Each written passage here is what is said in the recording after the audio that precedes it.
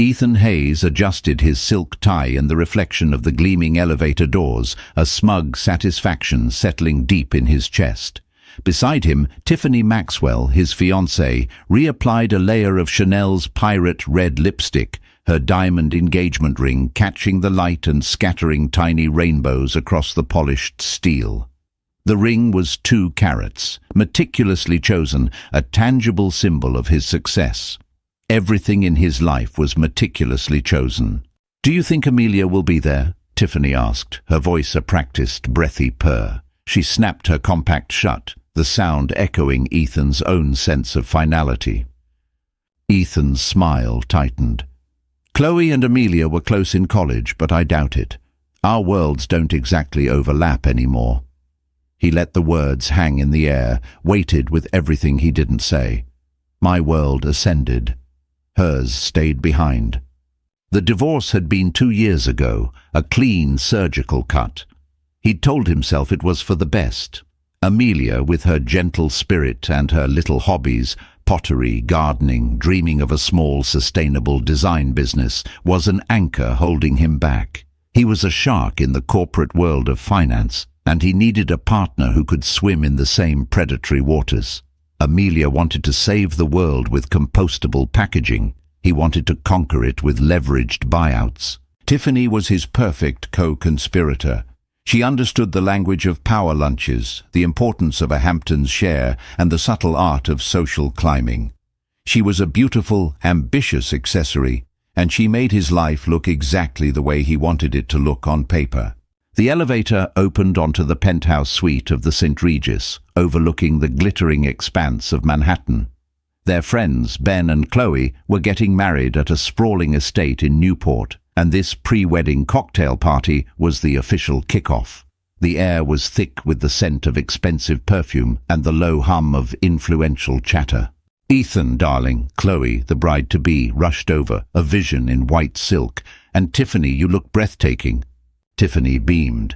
"We wouldn't miss it for the world." Ethan scanned the room, a king surveying his court. He saw hedge fund managers he'd outmaneuvered, rivals he'd crushed, and women who now looked at Tiffany with a sharp glint of envy. This was his victory lap. He had methodically built this life, brick by gilded brick, over the ashes of his quiet, comfortable marriage. He remembered the final argument with Amelia, her eyes wide with a hurt he'd refused to acknowledge. "But why, Ethan?" she had whispered, standing in the living room of their modest suburban home, a home she had lovingly decorated with handcrafted furniture and pots of thriving herbs. "I thought we were happy." "Happy isn't enough, Amelia," he'd said, the words tasting like ash even then. "I want more. I deserve more." He had believed it then, and he believed it now. He'd traded quiet contentment for thrilling success. He'd traded Amelia's soft, calloused hands for Tiffany's perfectly manicured ones. It was, by every metric he valued, a significant upgrade. "Did you hear who's sponsoring the champagne bar?" Ben, the groom, clapped Ethan on the back, pulling him from his reverie. "Julian Devereux." Ethan's eyebrows shot up. "The Julian Devereux, the tech mogul. What's his connection to you?" Ben laughed. "Not to me, my friend, to Chloe. Apparently he's a close friend of one of her old college buddies, a major investor in her friend's new company. He's a surprisingly down-to-earth guy for someone who could buy this entire city block with his pocket change." Ethan felt a familiar thrum of ambition. An introduction to Julian Devereux could be game-changing. He was a legend, a recluse who had built a tech empire from his garage and was now a titan of industry and philanthropy. "Which friend?" Tiffany asked, her eyes already scanning the room, no doubt calculating the potential social capital. "Amelia," Ben said casually, taking a sip of his drink. "Amelia Hayes. You remember her, right, Ethan?" The name hit Ethan with the force of a physical blow. The air in the room suddenly felt thin, the celebratory chatter fading to a dull roar in his ears. He turned to Ben, his carefully constructed composure threatening to crack. "Amelia? My Amelia?" "Yeah, man, she's here. Somewhere." Ben gestured vaguely towards the crowded terrace. "Chloe said she's doing incredibly well. started some eco-design firm that's apparently taking the world by storm. Devereaux is her primary backer. Crazy, right? Ethan's heart hammered against his ribs. It wasn't possible. Amelia, the woman who cried when a plant died, the woman who thought a successful weekend was perfecting a sourdough starter, was mingling with billionaires. The floor seemed to tilt beneath his feet. Tiffany squeezed his arm, her nails digging in slightly. "Well, isn't that quaint?" she said, her voice dripping with condescension. "Good for her, finding a rich benefactor." But Ethan wasn't listening. He was staring at the doors to the terrace, a cold dread coiling in his stomach. He had written the final chapter of their story himself, casting her as the forgotten, heartbroken wife. It had never occurred to him that she might have started a whole new book without him, and from the sound of it, her new story was a bestseller. The Newport estate was a monument to old money, a sprawling Gilded Age mansion with manicured lawns that rolled down to meet the churning Atlantic. The air was crisp and salty, a stark contrast to the stifling atmosphere of the Manhattan penthouse. Yet for Ethan, the feeling of suffocation had only intensified. He had spent the entire night replaying Ben's words, each syllable a small, sharp jab at his ego. Tiffany, sensing his distraction, had become increasingly possessive, her hand a constant branding presence on his arm. "Stop thinking about her," she'd hissed in the car on the way over. "This is our weekend. We're the power couple here, remember?" He remembered. It was the role he had written for them. But now the script felt flimsy, the lines hollow. As they walked towards the grand ballroom where the ceremony was to be held, Ethan couldn't stop scanning the impeccably dressed crowd. He was looking for a ghost, the ghost of the woman he thought he knew. He expected to see her looking lost, perhaps a little weathered, a woman out of her depth in a world of such opulence. And then he saw her. She was standing near a large marble fountain talking to the bride's mother. She wasn't lost, she was luminous. The years since their divorce had not weathered her. They had refined her. Her hair, which she used to tie back in a simple, practical ponytail, now fell in soft, elegant waves around her shoulders. She wore a deep, emerald green dress that clung to her figure in a way that was both sophisticated and undeniably alluring. It was a color she'd never worn when they were together, claiming it was too bold. But the most profound change was in her posture. The slight, apologetic slump he had never noticed until it was gone was replaced by a straight-backed, easy confidence. She laughed at something the older woman said, a genuine, uninhibited sound that seemed to cut through the polite murmur of the crowd. It was the laugh he remembered from their first date, a sound he hadn't heard in years. A wave of something hot and unfamiliar washed over him. It wasn't just surprise, it was a confusing, unwelcome cocktail of regret and jealousy. He, Ethan Hayes, the man who had everything, was jealous of the life his ex-wife had built without him. "Is that her?" Tiffany's voice was a sharp whisper beside him. He could feel her assessing Amelia from head to toe, her eyes lingering on the simple but clearly expensive cut of the dress, the single, elegant pearl earring, the radiant glow of her skin. "The dress is nice, for her." The faint praise was a sharper insult than any overt criticism. It was Tiffany's way of re-establishing the hierarchy, but the barb missed its mark. Ethan was too transfixed. Amelia turned then, her eyes sweeping across the garden, and for a heart-stopping second they met his.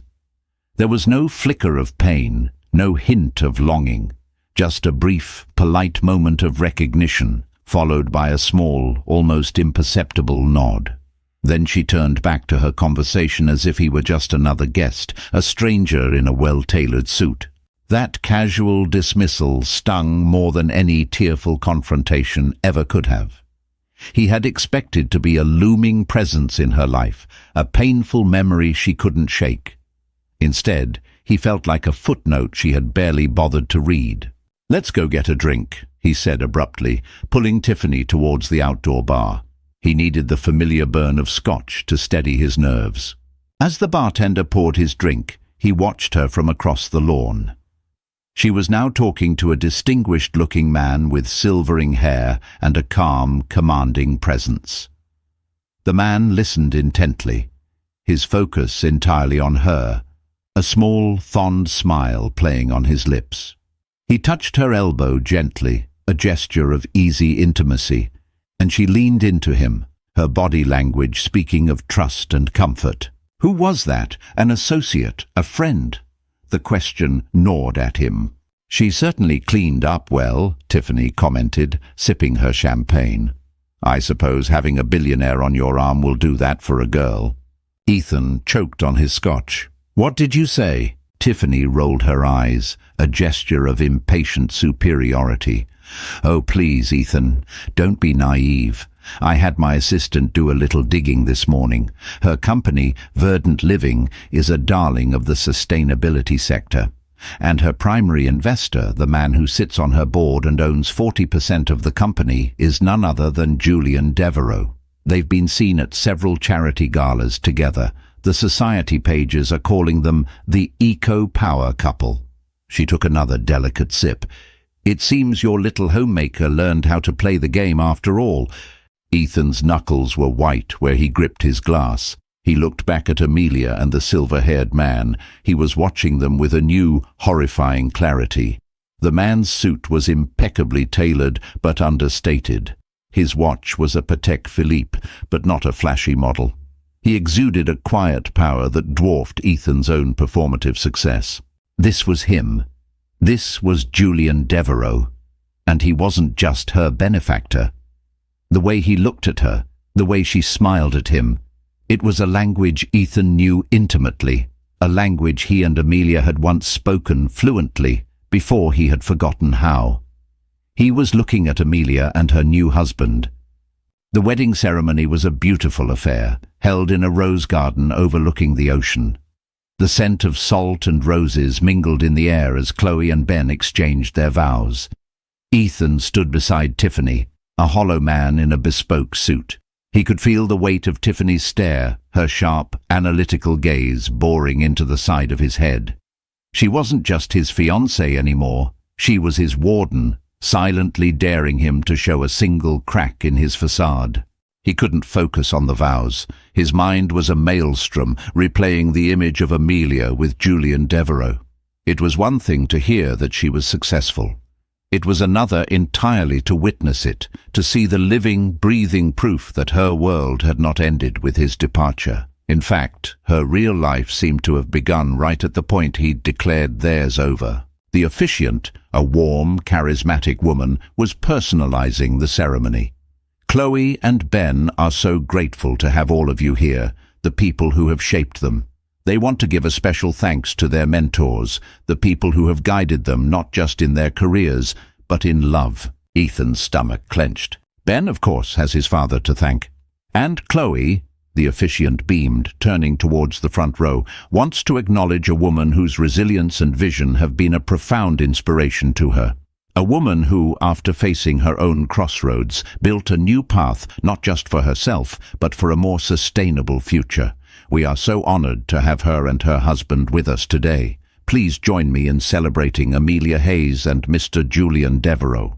A ripple of polite, appreciative applause went through the crowd. Heads turned. Ethan felt hundreds of eyes on him, or maybe it was just his own paranoia. He watched as Amelia, seated in the front row, gave a small, humble smile, while Julian placed a hand over hers, his pride in her evident to anyone who looked. The name spoken aloud in this public forum was a death knell to the narrative Ethan had so carefully crafted. Amelia Hayes and Mr. Julian Devereux. It wasn't just a business arrangement. The officiant had said, husband. The word echoed in the cavernous space of Ethan's skull. Husband. Tiffany's grip on his arm was like a vice. Smile, she breathed, her voice a low, dangerous command. Everyone is looking. He forced his lips into a semblance of a smile. It felt like stretching cold clay. He was an actor in a play he hadn't auditioned for, and he had just forgotten all his lines. He saw it all now, the quiet confidence, the expensive but understated dress, the presence in the front row. It wasn't a fluke. It wasn't a lucky break. This was her life. The rest of the ceremony passed in a blur. He registered the exchange of rings, the kiss, the triumphant recessional, but it all felt like it was happening behind a thick pane of glass. His reality had been reduced to a single, searing fact. Amelia was married to a billionaire. A man whose net worth was so vast, Ethan's own considerable wealth was like a child's piggy bank in comparison. A man known not just for his fortune, but for his intellect, his foresight, his quiet philanthropy. He hadn't just been replaced, he had been rendered utterly and completely insignificant. At the cocktail hour that followed, the atmosphere was jubilant. Waiters circulated with trays of champagne and ludicrously intricate canapes. Ethan felt a desperate need to escape, but Tiffany was already steering him towards a small group of people. "That's Marcus Thorne," she whispered, her eyes gleaming with ambition. "He runs the acquisitions department at Sterling Cooper. You need to talk to him." For the first time, the prospect of networking, of climbing another rung on the ladder, felt nauseatingly pointless. What was the point of his little kingdom when a true emperor was in the room? But he played his part, shaking hands with Marcus, exchanging pleasantries, his voice sounding distant and foreign to his own ears.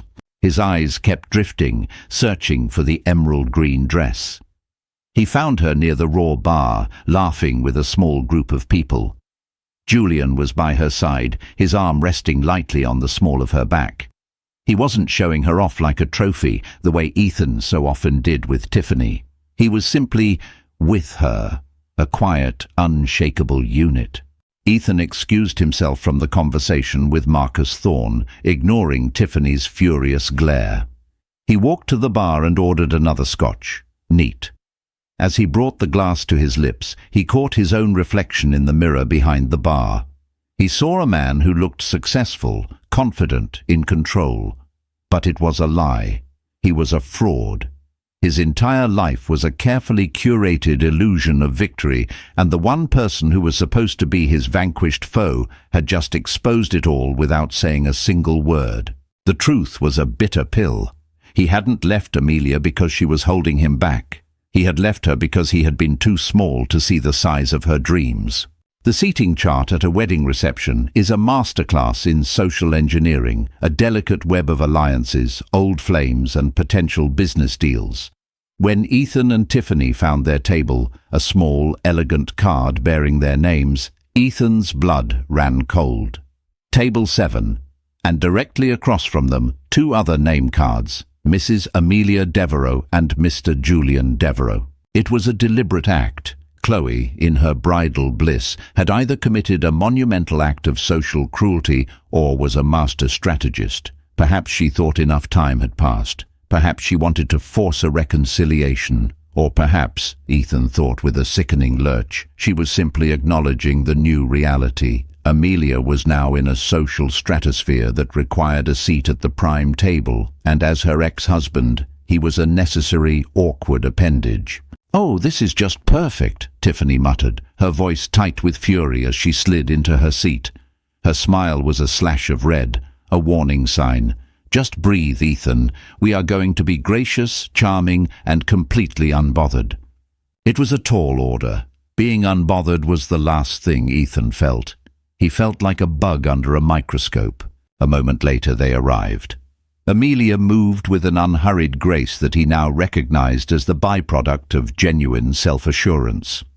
Julian pulled out her chair for her, a small, courteous gesture that felt both old-fashioned and incredibly intimate. "Ethan, Tiffany," Amelia said, her voice calm and even. There was no malice in it, no triumph. It was the polite acknowledgement of a former acquaintance. "It's been a while." "Amelia," Ethan managed, his own voice sounding rough. "You look, well." It was the understatement of the century. She looked magnificent. "Congratulations on your engagement," she added, nodding towards Tiffany's ring. Tiffany, seizing the opportunity to flaunt, held up her hand. "Thank you. Ethan has impeccable taste." The implication was clear. He chose this. He chose me. Julian extended a hand across the table to Ethan. His grip was firm, his eyes a startlingly clear blue. They were intelligent, discerning eyes that seemed to see right through Ethan's expensive suit and into the hollow space beneath. Julian Devereux, it's a pleasure to finally meet you. I've heard a great deal about Amelia's past, and I'm grateful for the journey that led her to me. It was a masterstroke of diplomacy, both disarming and utterly devastating. In one sentence, he had acknowledged Ethan's existence, relegated him to the past, and declared his own victory, all with a warm, genuine smile. Ethan felt like he'd been checked in a game of chess he didn't even know he was playing. The conversation that followed was a slow, agonizing torture. Tiffany, determined to prove her worth, tried to engage Julian in a discussion about the stock market, dropping names of tech companies and financial trends. "I'm fascinated by the volatility in the crypto space," she said, trying to sound knowledgeable. "What are your thoughts on the long-term viability of decentralized finance, Julian?" Julian gave her a patient smile. "My thoughts are that I employ people far smarter than myself to worry about it. I'm much more interested in the long-term viability of our planet." He then turned his full attention to Amelia. "Speaking of which, darling, did you tell them about the new seaweed polymer you're developing? It's extraordinary." Amelia's face lit up with a passion Ethan hadn't seen since the earliest days of their marriage. "Oh, it's still in the early stages, but the tests are promising. We think we can create a fully biodegradable packaging material that's not only strong and waterproof but actually enriches the soil as it decomposes." She looked at Ethan, a flicker of the old shared excitement in her eyes. "Remember that idea I had for using mushroom mycelium? This is like the next evolution of that." He remembered. He remembered sitting at their kitchen table, her eyes shining as she sketched designs on a napkin, talking about changing the world, and he remembered his response. "That's a sweet hobby, Ames," he'd said, patting her hand condescendingly before turning back to his quarterly reports. "But let's leave the world-saving to the professionals." The memory slammed into him with the force of a physical blow. He had been the professional, and she was the one sitting next to a billionaire who called her ideas extraordinary. "How fascinating," Tiffany said, her voice flat. "So you make fancy garbage bags?" The air grew thick with unspoken tension. Julian's smile didn't waver, but his eyes grew cool. Amelia, however, simply laughed, a light, easy sound. "Something like that, but we're hoping they're the kind of garbage bags that help ensure we have a world left to put garbage in." She then gracefully changed the subject, asking Tiffany about her work in PR, her tone devoid of any sarcasm. Amelia was bulletproof. Tiffany's petty barbs, which would have once reduced her to tears, now slid right off her. She was encased in a quiet confidence that her new life and her new husband had given her. Ethan felt a desperate primal urge to reclaim some semblance of his old power. "So, Julian," he said, leaning forward, "I'm in finance, Hayes Capital. We've been making some aggressive moves in the tech acquisition space.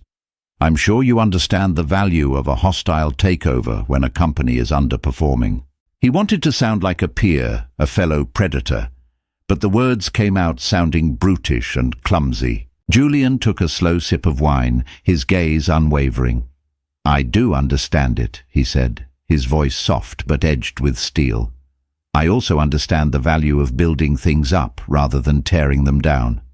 It tends to yield a better return in the long run, in business and in life." The final words were aimed directly at Ethan's heart. It was a clean shot, delivered with surgical precision. The rest of the dinner passed in a haze of polite, meaningless chatter, but the lines had been drawn. Ethan and Tiffany, with their talk of acquisitions and volatility, were the demolition crew. Amelia and Julian were the architects, building a new, better world. And Ethan was beginning to understand, with horrifying clarity, which side he had chosen and all that he had destroyed in the process. The wedding band was loud, playing a generic but danceable set of pop hits. The dance floor was a swirl of pastel silks and dark suits. Tiffany, ever the performer, was in her element. She pulled Ethan onto the floor, her body moving with a practiced, fluid grace, her smile bright and dazzling for the benefit of their audience. "Dance with me, darling," she commanded, her voice a cheerful whisper that didn't quite mask the steel beneath. "We need to look like we're having the time of our lives." Ethan complied, his body moving on autopilot.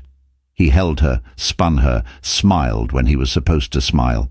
But his eyes kept betraying him, drifting back to table 7. Amelia and Julian weren't dancing. They were sitting close together, deep in a quiet conversation, their heads bent towards each other. Occasionally, Julian would laugh, a deep, rumbling sound, and Amelia would touch his arm. They were in their own world, an impenetrable bubble of shared intimacy that a crowded dance floor couldn't touch. He remembered dancing with Amelia. At their own wedding, they had been clumsy, laughing as they tripped over each other's feet. They hadn't cared who was watching. Their joy had been for them alone. With Tiffany, every moment felt like a performance, every smile a calculated move. As the song ended, Tiffany fanned her face. "I need a picture. The lighting here is perfect." She pulled out her phone, expertly finding her angle, and held it up for a selfie. "Smile, Ethan." He forced another smile. The flash went off, momentarily blinding him. Tiffany immediately began tapping at the screen, her brow furrowed in concentration. "The caption has to be perfect," she murmured, more to herself than to him. "Celebrating love with my love." No, too cliché. "The future Mr. and Mrs. Hayes." Yes, that's better. Assertive. Ethan watched her, a sudden jarring sense of detachment washing over him. He saw her not as his fiancée, but as a stranger obsessed with crafting a narrative. Their entire relationship was a series of carefully curated photos, witty captions, and strategic social appearances. It was a brand, not a bond. He excused himself, needing air. He walked out onto one of the stone terraces, the cool night air a welcome relief. The sound of the ocean, a steady, rhythmic crash, was a soothing counterpoint to the chaos in his head. He overheard 2 women talking near the balustrade. He recognized one as a prominent art dealer from New York. "Oh, and her company is truly revolutionary," the art dealer was saying. "Amelia Devereaux is the real deal. She has more integrity and vision in her little finger than most of the CEOs I know." "I heard her ex-husband is here," the other woman said in a conspiratorial whisper. "The finance guy. Can you imagine being the man who let that woman go? And for what? That little PR girl who's been posting selfies all night." The words were like daggers in his back. He slipped away before they could see him, his face burning with a shame so intense it was almost physical. He retreated to a quieter part of the estate, a small, secluded garden lit by fairy lights. He needed to think, to process the utter demolition of his reality. Everything he had defined as success, his wealth, his career, his beautiful fiancée, now felt like cheap imitation gold. He had strived for the appearance of a perfect life, while Amelia had quietly gone and built a real one. His phone buzzed. It was Tiffany. "Where are you? People are noticing." Another buzz. "Marcus Thorne was asking for you. You're embarrassing me." And another. "Ethan, get back here, now." He ignored the messages, sinking onto a cold stone bench. He thought about Amelia's business, Verdant Living. He remembered her excitement, her late nights sketching ideas, her belief that she could make a difference. He had called it a hobby, a distraction. He had starved her dreams of the one thing they needed to grow, his belief in her, and now another man was watering them, and they were flourishing into a forest. The sound of footsteps on the gravel path made him look up. It was Tiffany, her face a mask of cold fury. "There you are," she hissed, her voice low and venomous. "What do you think you're doing? Hiding in the bushes like a child? You are ruining everything." "I just needed some air, Tiffany," he said, his voice weary. "Don't lie to me," she snapped. This is about her, isn't it? You're humiliated. I can see it on your face. You can't stand that your mousy little ex-wife managed to land a bigger fish than you did." Her words, so blunt and transactional, struck a nerve. "Is that all this is to you, Tiffany? A competition? Who landed the bigger fish?" "Of course it is," she said, her voice rising. "That's what it's always been. We won, Ethan. We have the better life, the better future. Why are you letting her get to you? She's nothing. She just got lucky." But he knew, with a certainty that chilled him to the bone, that it wasn't luck. It was worth. Amelia had an intrinsic worth that he had been too blind to see, and Julian Devereux, a man who could have anyone or anything in the world, had seen it clear as day. "Maybe we didn't win," he said quietly, the thought taking shape as he spoke it. "Maybe we just chose a different prize." Tiffany stared at him, her perfectly painted lips parted in disbelief. "What is that supposed to mean?" "It means I'm tired, Tiffany," he said, looking not at her, but at the distant, indifferent stars. "I'm tired of the performance, of the captions and the pictures, and the constant, exhausting effort of it all." The anger in her eyes was replaced by a flicker of fear. She had built her future on the foundation of their partnership, on the brand of Ethan and Tiffany. She was seeing the first terrifying cracks appear in that foundation. "Don't be ridiculous, Ethan," she said, her voice softening slightly, becoming persuasive. "You're just emotional. It's the wedding, the open bar. Let's go back inside. We'll dance, we'll smile, and tomorrow this will all be forgotten." She reached for his hand, but he pulled away. The gilded cage he had so proudly constructed for himself suddenly felt very small and very, very cold. And for the first time, he was seriously considering how to get out. The party was beginning to wind down. The older guests had departed, leaving the dance floor to the most determined revelers. Ethan had returned to the ballroom with Tiffany, but the chasm between them was now a palpable thing. They stood together, but they were miles apart. He was going through the motions, a ghost at the feast, his mind elsewhere. He needed to speak to her. Not to reclaim her, not to apologize in the hopes of a second chance, but to understand. He needed to hear it from her. He needed to know how the quiet, unassuming woman he had married had transformed into this powerhouse of grace and success. He saw his chance when Julian was pulled away by the groom for a final celebratory cigar on the veranda. Amelia remained at the table, sipping a glass of water, a small, serene smile on her face as she watched the last of the dancers. "I'll be right back," he told Tiffany, his voice leaving no room for argument. He walked over to the table, his heart pounding a nervous rhythm against his ribs. He felt like a boy approaching his first crush, clumsy and uncertain. "Amelia," he said, his voice softer than he intended. She looked up, her expression unreadable. "Ethan, can we talk, just for a minute?" She hesitated, then gave a slight nod, gesturing to the empty chair beside her. He sat down, the space between them charged with 2 years of unspoken history. I just wanted to say congratulations," he began, fumbling for the right words, "on everything. Your company.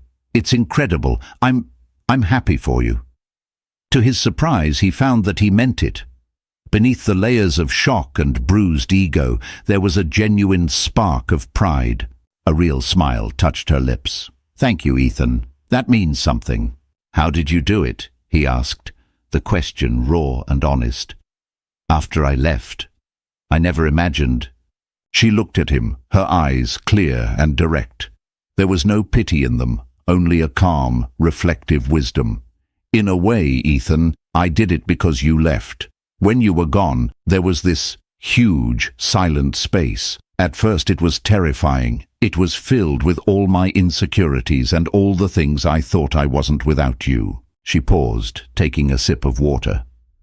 "But then, slowly, I started to fill that space with my own voice, my own ideas. All the things I had kept quiet because I was afraid they weren't big enough or impressive enough for your world. I started Verdant Living with the $5,000 I had in my personal savings, working from the garage. It turns out my silly hobbies had potential after all. The phrase, his own dismissive words, hung in the air between them. He flinched, but she didn't seem to say it with malice. It was just a statement of fact. Julian came later, she continued. I was pitching for a second round of funding at a green tech conference. He was the keynote speaker. He heard my pitch, saw the prototype, and he didn't just see a product. He saw the vision behind it. He believed in it. More importantly, he believed in me. The simplicity of it was devastating. He had demanded she fit into his world. Julian had simply stepped into hers and helped her build it bigger. He's a good man, Ethan said quietly. It was an admission of defeat, but also a genuine observation. He's the kindest man I've ever known, she replied, and the way she said it, with such simple, unadorned certainty, was the final, definitive closing of their chapter. He had to ask, the question that had been burning in his mind all night. The core idea for Verdant Living, the biodegradable polymer. You talked to me about that once, didn't you? Years ago. A shadow of a memory crossed her face. Yes, she said. I did. It was just a concept then, something I'd read about in a scientific journal. I was so excited. I sketched it out on a napkin for you at La Trattoria, our old anniversary spot.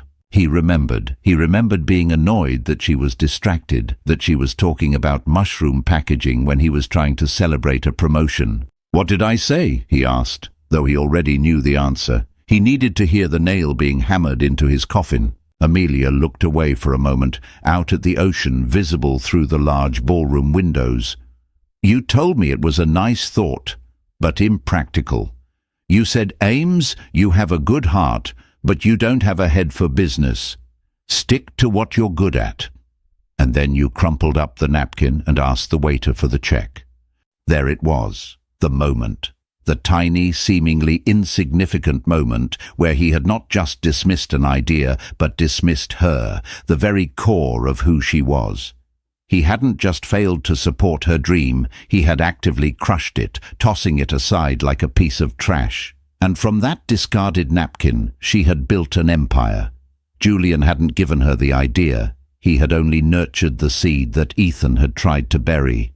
He felt a profound, gut-wrenching shame. It was a shame that went deeper than professional jealousy or social humiliation. It was the shame of a man who had been given a rare, precious gift and had been too arrogant and too blind to recognize its value. I'm sorry, Amelia, he whispered, the words feeling utterly inadequate. For that, for everything, I was a fool.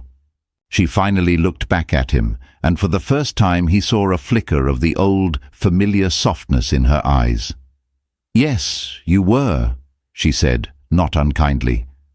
But our ending, Ethan, was my beginning. I've made my peace with that. I hope you can, too. Julian was walking back towards them. He smiled at Amelia, a private, loving smile, before nodding politely at Ethan. Amelia stood up, placing her hand in her husband's. They were a perfect, seamless unit. Good night, Ethan, she said. And with that they turned and walked away, leaving him alone at the table with the ghost of a crumpled napkin and the full, crushing weight of his choices. Watching Amelia and Julian walk away felt like watching the tide go out, leaving him stranded and alone on a barren shore. The music of the party, which had faded into a dull background hum, now returned with a vengeance, each beat of the bass drum a mocking thud against his hollow chest. He stumbled back to the bar, the bartender now giving him a look of weary familiarity. Another scotch, sir? Make it a double, Ethan rasped. He drank it quickly, the burn in his throat a welcome distraction from the inferno in his soul. He was no longer just embarrassed or jealous. He was grieving. He was mourning the man he could have been, the life he could have had if he hadn't been so consumed by the shallow metrics of success he'd chosen for himself. He saw Tiffany across the room. She was talking to Marcus Thorne again, laughing a little too loudly, touching his arm a little too often. She was working. Even now, with her fiancé in the midst of an emotional collapse, she was networking, leveraging the situation, ensuring her own position was secure. He saw her, in that moment, with a terrifying clarity. She wasn't his partner, she was his co-investor in the joint venture of their public image. And his stock was plummeting. He turned away, unable to watch. He wandered through the grand halls of the mansion, his feet carrying him aimlessly. He passed laughing groups of people, oblivious to his private agony. He felt invisible, a spectre haunting the edges of their joy. He found himself in a library, a quiet, wood-panelled room lined with leather-bound books that probably hadn't been opened in a century. He sank into a deep leather armchair that smelled of dust and old paper, the double scotch sloshing in his hand. The conversation with Amelia replayed in his mind, each word a fresh wound. You crumpled up the napkin. How had he been so blind, so arrogant? He had looked at her and seen a limitation, a domestic creature who couldn't comprehend his grand ambitions. He had defined her by her relationship to him, never once considering the vast, uncharted territory of her own potential. He thought he was the protagonist of their story, when in fact he had been the villain in hers, the obstacle she had to overcome to find her own greatness. And Tiffany, he had chosen her because she was the opposite of Amelia. Sharp, ambitious, cynical, she spoke his language. But he realized now that it was a language of transactions, not connections. Their love wasn't a sanctuary, it was a boardroom. Their future wasn't a shared dream, it was a merger. He pulled out his phone. On autopilot, he opened Tiffany's Instagram profile. There it was, the picture from earlier. The future Mr. and Mrs. Hayes, the caption read, followed by a string of hashtags. Wedding vibes, one power couple, Mon's future is bright. It was a lie, a glossy, filtered, perfectly composed lie. There was no future, not for them. He couldn't go back to playing that part. The costume no longer fit. The man in that picture, smiling vacantly next to a woman showcasing a diamond ring, was a stranger to him now. He thought of Julian Devereux. The man had everything Ethan had ever wanted, wealth beyond measure, power, respect. But he wore it all so lightly. He hadn't been flaunting his success. He had been celebrating his wife's. His power was quiet, confident, rooted in something real. Ethan's was loud, brittle, a desperate performance to convince himself and the world that he mattered. The library door creaked open. It was Tiffany. Her smile was gone, her face hard and stripped of all pretense. "There you are," she said, her voice cold. "Hiding, again." "I'm not hiding, Tiffany, I'm thinking." "Thinking about what?" "How you're going to crawl back to her." "It's a little late for that, Ethan. The billionaire ship has sailed." "This isn't about her anymore," he said, looking up at her. The alcohol had stripped away his own pretenses, leaving only a raw, painful honesty. "This is about us. What we have. It's not real." She let out a short, sharp laugh that held no humor. "Not real? The 2-carat diamond on my finger feels pretty real, Ethan. The penthouse we're moving into next month feels real. Everything we've built is real." "We haven't built anything," he countered, his voice rising. "We've curated a brand, we've assembled a portfolio. This isn't a relationship, it's a business plan, and I'm cashing out." The color drained from her face. The mask of the ambitious socialite fell away, revealing a woman who was suddenly, terrifyingly vulnerable. "What are you saying?" "I'm saying I can't do this anymore. I can't be the man in that picture. I don't even know who he is." He stood up, the movement unsteady. "I spent the last 2 years thinking I was trading up, that I was winning, but I was just running. Running from the fact that I wasn't enough for a woman like Amelia. Not because I wasn't rich enough or successful enough, but because I wasn't man enough to see her for who she really was." He looked at Tiffany, and for the first time he saw not a prize to be won, but another person who had bought into the same lie he had. "And I'm not enough for you either, Tiffany. Not the man you want me to be. You don't want a partner, you want an asset, and this asset is depreciating fast." Tears welled in her eyes, tears of rage and frustration. "You're a fool, Ethan. You're throwing away everything for a ghost, for a memory." "No," he said, his voice finally steady. "I'm throwing away the ghost, the performance. For the first time in a long time, I want something real." He walked past her, out of the library, and out of the life he had so carefully and so mistakenly constructed. The party was over. The long night of his reckoning had just begun. The drive back to New York was a silent 4-hour ordeal. The air in the car was thick with unspoken accusations and the death of a future. Tiffany stared out her window, a single angry tear tracing a path through her perfect makeup. Ethan just drove, his hands gripping the steering wheel, his gaze fixed on the endless stretch of highway ahead. There was nothing left to say. They had already said it all in the library. They parted ways at the entrance to their apartment building, the one he would now be leaving. She slid the diamond ring off her finger and placed it on the empty passenger seat without a word. The gesture was cold, final, and transactional. The end of a deal. The next few weeks were a blur of logistics and introspection. Ethan moved out, finding a smaller, simpler apartment downtown. He put his penthouse up for sale. He went to work, but the thrill of the trading floor, the adrenaline of a hostile takeover, it was all gone. It felt like a game he no longer understood the rules of, or perhaps had never wanted to play in the first place. He was adrift. He had spent so long defining himself by his ambition, by his possessions, by the woman on his arm, that without them he wasn't sure who he was. He was haunted by the man in the mirror, a stranger with tired eyes, and a life full of expensive things that brought him no joy. One rainy Saturday, he found himself unpacking a box of old belongings he'd retrieved from storage, things from his life with Amelia. He found an old photo album.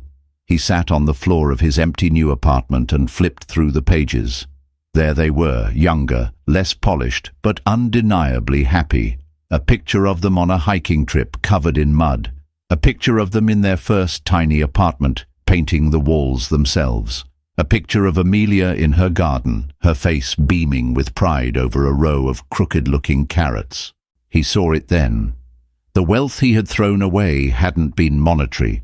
It had been a wealth of shared moments, of simple joys, of authentic connection. He had traded it all for a portfolio of empty victories. He had one final awkward conversation with Tiffany when she came to pick up the last of her things. She was composed, her armor firmly back in place.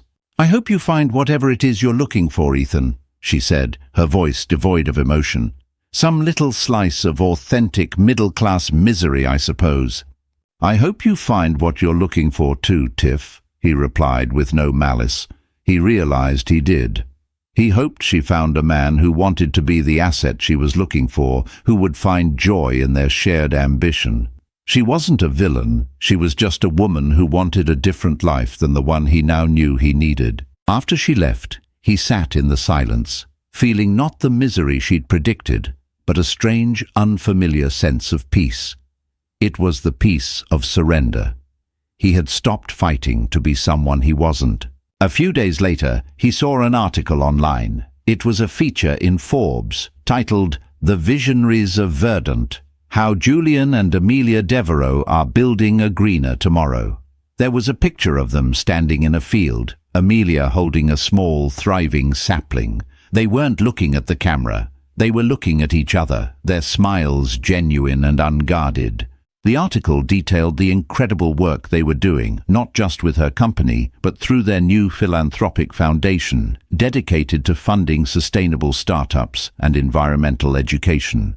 It spoke of Amelia's passion and Julian's unwavering support. The old Ethan would have been consumed by a toxic brew of envy and rage, but the man sitting on the floor of his empty apartment felt something different. He felt a quiet sense of awe. And he smiled. It was a real smile, not for a camera, not for an audience, but for himself. He was genuinely happy for her. Her success no longer felt like a reflection of his failure. It was simply her story, a story he was privileged to have once been a small part of. He closed the laptop. The wedding in Newport had been a funeral, the death of his ego, the death of his illusions, and now, in the quiet aftermath, something new was beginning to grow. He didn't know what his future looked like. It wouldn't be as glossy or as grand as the one he had planned, but he knew, with a certainty that settled deep in his bones, that it would be his. It would be real. And for the first time in a very long time, that was more than enough. 6 months passed. The seasons turned, painting the city in the muted tones of late autumn. Ethan's life had been stripped down to its essentials. He'd sold the penthouse and the flashy sports car. He'd left his high-pressure job at Hayes Capital, taking a position at a smaller, more ethical investment firm that focused on socially responsible ventures. The pay was a fraction of what he used to make, but for the first time he didn't feel like he was selling his soul with every transaction. His new apartment was modest, but it had a small balcony. On it he had placed a few large pots. He'd spent a weekend at a local nursery, awkwardly asking questions about soil and drainage. He was trying to grow tomatoes. Most of the early attempts had withered, but one small plant was now stubbornly bearing tiny green fruit. He found an absurd amount of pride in it. He was rebuilding his life not from the top down, but from the ground up. He reconnected with old friends he had neglected during his relentless climb, the ones who knew him before the ambition had consumed him. He had coffee with his sister, who told him, "It's good to have my brother back. I didn't much care for that CEO you were pretending to be." He was learning to find joy not in acquisition, but in experience. The taste of a well-made coffee, the pleasure of a long run along the river, the satisfaction of helping a small, meaningful company get the funding it needed to grow. His world had become smaller, quieter, and infinitely more profound. One crisp November afternoon, he was walking through a farmer's market in Union Square, enjoying the vibrant chaos. He was buying a loaf of sourdough bread when he heard a familiar voice. "They're beautiful, aren't they?" He turned. It was Amelia. She was alone, dressed in simple jeans and a warm sweater, holding a canvas tote bag filled with fresh vegetables. For a heart-stopping moment, the world seemed to slow down. "Amelia," he said, his voice catching slightly. "Ethan," she smiled, a warm, easy smile that held no ghosts. "Fancy meeting you here." I live nearby now," he said, gesturing vaguely. Trying out the simple life. He meant it as a self-deprecating joke, but it was the truth. "It's not so simple, is it?" she said, her eyes twinkling. "It takes a lot more work to grow a carrot than to short a stock." He laughed, a genuine, unforced laugh. "You have no idea. I'm currently at war with aphids on my tomato plant." "Try a little neem oil," she suggested easily, "and talk to them. They like the attention." They stood in a comfortable silence for a moment, the bustling market swirling around them. It wasn't awkward. It was peaceful. Two people who had once shared a life, now standing as two separate whole individuals. "I saw the Forbes article," he said. "What you're doing is amazing, truly." "Thank you," she said. "It feels good. It feels like what I was always meant to be doing." She paused, her gaze thoughtful. "You look good, Ethan. You look calm." It was the highest compliment he could have received. Not successful, not powerful, not rich. Calm. "I'm getting there," he admitted. "It's a process, unlearning a lot of bad habits." "Life is a process," she agreed. "Julian is in town for a conference. We're just trying to steal a few normal moments, like buying overpriced kale." She held up a large bunch with a grin. He smiled back. There was no jealousy, no regret. Just a quiet appreciation for this woman and the journey she had taken. He was grateful to have known her, grateful for the brutal, necessary lesson she had inadvertently taught him. She had been the catalyst for his own transformation. "Well," she said, shifting her bag. "I should go. He'll be wondering where I've gotten to." "It was good to see you, Amelia, really good." "You too, Ethan." She turned and walked away, disappearing into the crowd. He watched her go, a feeling of profound peace settling over him. He hadn't needed her forgiveness to be free. He had needed to forgive himself. He paid for his bread, the warmth of the loaf seeping into his hands. He looked down at his own hands. No flashy watch, no signs of a fresh manicure. They were just hands. Hands that could now tell the difference between good soil and bad. Hands that were learning, slowly, how to build things that last. He had a long way to go, but for the first time he was walking in the right direction, on a path of his own making, towards a future that felt authentic and true. And that was a treasure no amount of money could ever buy.